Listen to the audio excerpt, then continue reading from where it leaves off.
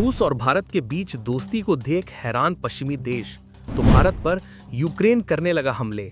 सामने आई बड़ी साजिश। भारत पर अब तक का सबसे बड़ा अंतर्राष्ट्रीय खेल यूक्रेन के बहाने पश्चिम ने रची बदनाम करने की साजिश। भारत की 6 कंपनियों पर यूक्रेन के फर्जी थिंक टैंक का बड़ा हमला। दुनिया के सामने भारत ने खोली पोल। क्यों जल रहा है पश्चिम भारत की तरक्की और रूस से दोस्ती पर? अंदर की वो सच्चाई जो आपके होश उड़ा देगी। जब पूरी दुनिया भारत के चंद्रयान की चांद पर लैंडिंग का जश्न मना रही थी, जब दुनिया भारत की G20 की अध्यक्षता पर वाहवाही कर रही थी, तब यूरोप के अंधेरे कोनों में कुछ थिंक टैंक की बंद दीवारों के पीछे भारत के खिलाफ एक बहुत बड़ी साजिश रची जा रही थी।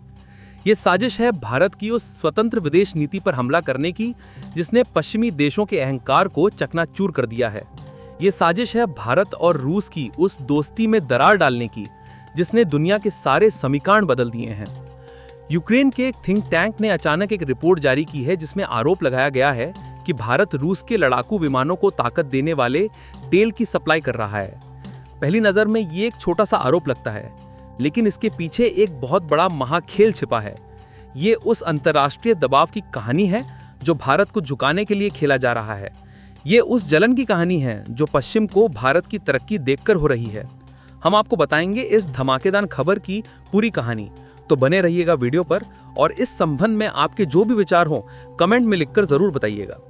तो चलिए उस प्रोपेगेंडा की परतें उधेड़ते हैं जिसे यूक्रेन के एक think tank economic security council of Ukraine ने भारत के खिलाफ बुना है। इस थिंक टैंक ने एक रिपोर्ट जारी की है जिसका लब्बो लव्वा ये है कि दिल्ली और मुंबई की आधा दर्जन से ज्यादा भारतीय कंपनियां रूस को फ्यूल एडिटिव सप्लाई कर रही हैं और रूस इन एडिटिव्स का इस्तेमाल अपने सुखोई Su-34 और Su-35S जैसे खतरनाक लड़ाकू विमानों में कर रहा है, जिनसे वो यूक्रेन पर बम बरसा रहा है। इस रिपोर्ट में perfect traders and moulders private limited और थर्मेक्स लिमिटेड जैसी भारतीय कंपनियों का नाम भी लिया गया है। रिपोर्ट में कहा गया है कि 2024 में रूस ने जितने भी फ्यूल एडिटिव खरीदे उनमें से लगभग आधा हिस्सा करीब 2456 टन, जिसकी कीमत लगभग $13 मिलियन थी, अकेले भारत से गया। इस खबर को सुनकर ऐसा लगता है जैसे भारत कोई बहुत बड़ा गुनाह कर रहा है, लेकिन रुकिए, यहीं से इस साजिश का खेल शुरू होता है। सबसे पहले ये समझिए कि ये फ्यूल एडिटिव आखिर है क्या। ये कोई बम या मिसाइल नहीं है। ये एक मामूली केमिकल कंपाउंड है जिसे किसी भी वाहन के ईंधन में मिलाया जाता है ताकि इंजन की परफॉर्मेंस बेहतर हो, वो जाम ना हो और उसकी उम्र बढ़े। ये एक तरह से तेल का डॉक्टर है। यही एडिटिव कमर्शियल हवाई जहाजों से लेकर आपकी हमारी गाड़ियों तक में इस्तेमाल होता है और हाँ, सैन्य विमानों में भी होता है। अब आता है इस कहानी का सबसे बड़ा ट्विस्ट। भारत ये फ्यूल एडिटिव सिर्फ रूस को नहीं बेचता, हम ये केमिकल अमेरिका सहित दुनिया के दर्जनों देशों को निर्यात करते हैं। और सबसे महत्वपूर्ण बात, इस केमिकल पर किसी भी देश ने, यहाँ तक कि अमेरिका या यूरोप ने भी कोई प्रतिबंध नहीं लगाया है। यानी भारतीय कंपनियां जो व्यापार कर रही हैं वो 100% कानूनी और जायज है। उन्होंने कोई नियम, कोई कानून, कोई प्रतिबंध नहीं तोड़ा है। तो फिर सवाल उठता है कि जब कोई गलती हुई नहीं तो ये रिपोर्ट क्यों छापी गई? भारत को विलेन की तरह क्यों पेश किया जा रहा है? इसका जवाब छिपा है उस जलन में, उस खींच में जो पूरे पश्चिमी जगत को भारत की इंडिया फर्स्ट वाले विदेश नीति से हो रही है। इस साजिश के पीछे 3 बड़े कारण हैं। पहला और सबसे बड़ा कारण, भारत रूस की अटूट दोस्ती और सस्ता तेल। जब रूस यूक्रेन युद्ध शुरू हुआ तो अमेरिका और यूरोप ने रूस पर प्रतिबंधों की झड़ी लगा दी। उन्हें लगा कि वो रूस की अर्थव्यवस्था को घुटनों पर ला देंगे। उन्होंने भारत पर भी दबाव बनाया कि वो रूस से तेल ना खरीदे, लेकिन भारत ने किसी की नहीं सुनी। विदेश मंत्री एस जयशंकर ने पूरी दुनिया के सामने सीना ठोक कर कहा, यूरोप अपनी समस्या को दुनिया की समस्या बनाना बंद करें, हम अपने लोगों के हितों को सबसे पहले रखेंगे। भारत ने रूस से भारी डिस्काउंट पर कच्चा तेल खरीदना जारी रखा। इस एक फैसले ने भारत को अरबों खरबों डॉलर का फायदा पहुंचाया, महंगाई को काबू में रखा और सबसे बड़ी बात, इसने पश्चिम के प्रतिबंधों वाले प्लान को ही फेल कर दिया। भारत का रूस से तेल खरीदना पश्चिम के सीने में एक तीर की तरह चुभ गया था। अब ये फ्यूल एडिटिव वाली रिपोर्ट उसी जख्म का बदला लेने की एक कायराना कोशिश है। वो दुनिया को ये दिखाना चाहते हैं कि देखो, भारत सिर्फ तेल ही नहीं खरीद रहा, बल्कि वो तो रूस की युद्ध मशीन को ताकत भी दे रहा है। ये एक तरह का इमोशनल ब्लैकमेल है। दूसरा कारण, भारत की स्वतंत्र विदेश नीति का बढ़ता कद। आज का भारत वो भारत नहीं है जो किसी के इशारों पर नाचता था। चाहे G20 का सफल आयोजन हो, चाहे क्वाड में अपनी शर्तों पर शामिल होना हो, या फिर चीन को आंख में आंख डालकर जवाब देना हो, भारत ने दुनिया को दिखा दिया है कि वो अब एक वैश्विक शक्ति है जो अपने फैसले खुद लेता है। ये बात उन पुरानी ताकतों को हजम नहीं हो रही जो खुद को दुनिया का ठेकेदार समझती थीं। उन्हें एक स्वतंत्र और शक्तिशाली भारत से डर लगता है, इसीलिए वो ऐसे थिंक टैंक का इस्तेमाल करके भारत की छवि को धूमिल करने की कोशिश कर रहे हैं, ताकि दुनिया में भारत की बढ़ती साख पर सवाल उठाए जा सके। और तीसरा कारण, इस रिपोर्ट का खोखलापन। जरा इस साजिश की गहराई देखिए। ESCU अपनी ही रिपोर्ट में ये बात पूरी तरह से आश्वस्त होकर नहीं कह रहा है।